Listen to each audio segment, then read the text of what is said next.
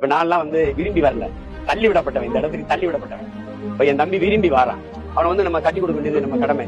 வந்து பார்க்கும்போது இது எவ்வளவு பெரிய ஆட்டம். ஆனா நான் சொன்னேன், கொஞ்சி கஞ்சி கடிக்கிற மீன்கள் நிறைந்த குளம் இல்ல, கொடிய முதலைகள் நிறைஞ்ச குளம், ஒவ்வொரு காலடியும் பார்த்து எடுத்துக்கன்னு சொன்னேன்.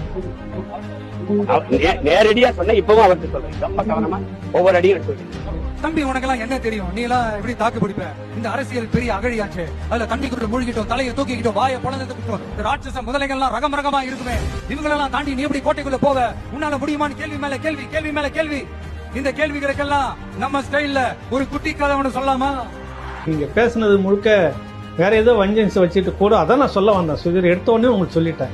நேரம் இங்க வந்து உட்காந்துட்டு இருக்கிறீங்க, கேமரா என்ன பண்றது ஏகலைவன், இது என்ன பண்றது ஏகலைவன், எவ்வளவு ரெவன்யூ ஒரு ஏகலைவன், எத்தனை நாள் தாக்கு பிடிக்கணும் எல்லாம் நீ கேட்டுட்டு நீ தொடங்கின அன்னைக்கே வந்து கேமரா ஸ்டார்ட்னு வந்து பிடிச்சி நிக்கிற அன்னைக்கு என்ன நக்கல் பண்ணீங்கன்னா கோவம் அது வருது விமர்சனம்